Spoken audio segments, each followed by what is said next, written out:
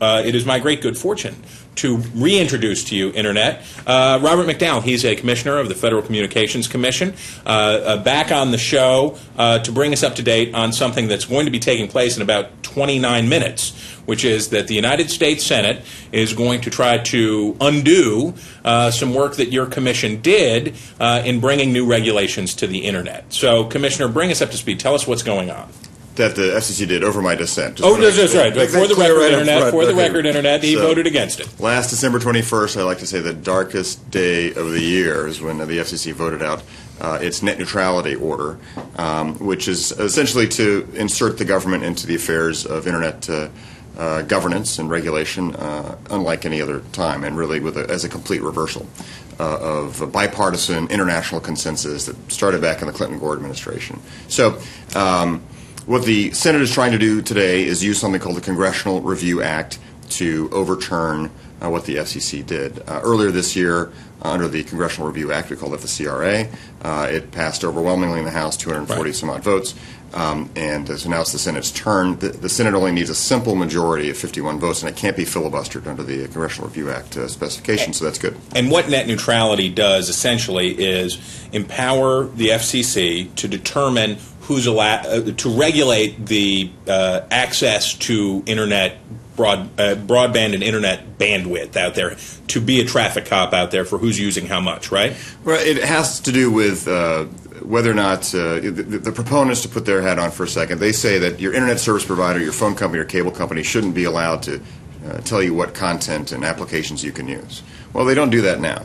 There is no problem to fix. There's not even a de minimis amount of market failure here. Well, I want to share with you because Al Franken, the senator from Minnesota, this has become his cause celeb, and he has written about it. He has gone bananas over the thing. He just can't believe that anybody would try to undo what he thinks is a wonderful rule. So let's hear what he had to say about this yesterday in the Senate.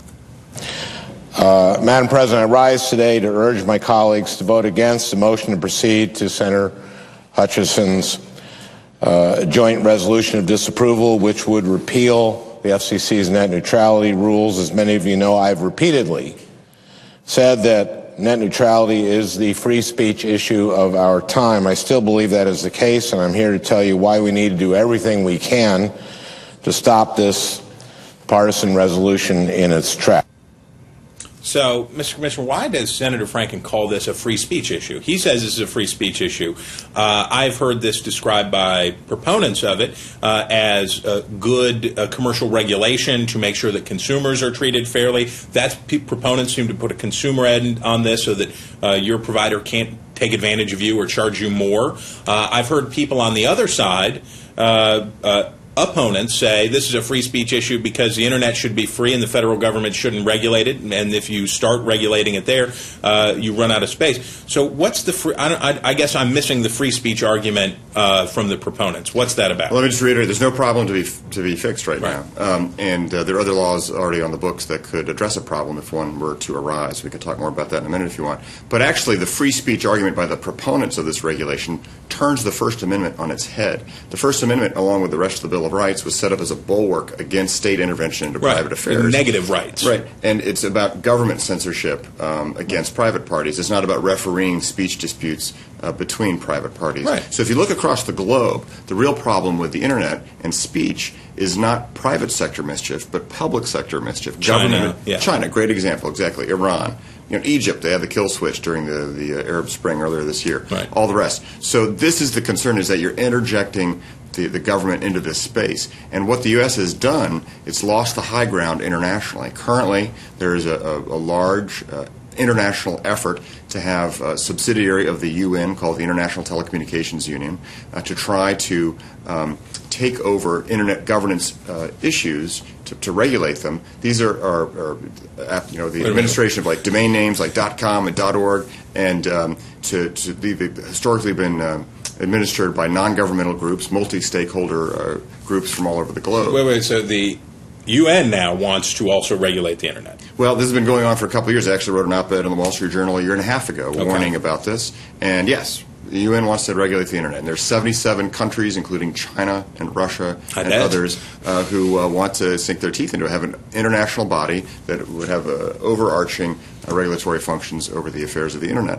and that would be disastrous for freedom. It would be disastrous for commerce. Yeah, I mean, when you think about the Human Rights Commission and other entities that the UN has started over the years that were supposed to do a good thing, oftentimes they end up doing the opposite thing, right? That's because you have to include. I recall that Muammar Gaddafi was on the from Libya was on the Human Rights Commission at the UN and stuff like that. So these things often get perverted. Is there anything that can be done in the United States to deal with this, to address this in advance? Well, certainly the Department of State and the Department of Commerce, both of those agencies are tasked with fighting against this and are, but we need to raise public awareness of it. A year from this December of 2012 is when all this will come to a head. That's actually pretty soon, and the proponents of UN regulation actually have more momentum behind them now than they've ever had before. I just came back a couple days ago from Europe, and there are a lot of companies in that space are in a panic right now and are disorganized and are not really fighting it the way they should. I hope you spent a lot of money over there while you were there, because they need the dough. So I hope while you were over there you really spread it around as much as possible. I'm really frugal. I did not. So, well, okay, Italy just needs you to go back and spend about $1 trillion. Right. So if the Senate today acts at noon, sometime afternoon, if they act today to undo net neutrality, is it undone? Can it be redone? What happens? So, yeah, passed the House earlier. It could pass the Senate. We need to pick up 4 Democrat votes. This used to be a nonpartisan or bipartisan issue. Right. Unfortunately, it's become a partisan. The Democrats have sort of defected to the pro-regulation crowd, and the Republicans have stayed with the Clinton-Gore administration policy. How's that for interesting? It gets weird. So you need a simple majority. Then it would go to the president's desk if it gets that simple majority. The president issued a veto threat earlier this week. But you know what? I would hope that if it does go to his desk, he would change his mind. He issued an executive order, 2 executive orders earlier this year saying he wanted to get rid of unneeded regulation. And this is clearly unneeded and harmful regulation. So I would hope he'd reconsider and sign the bill. We appreciate your sunny optimism, which is rare to be found here in Studio 3, but we thank you very much for being with us, Commissioner.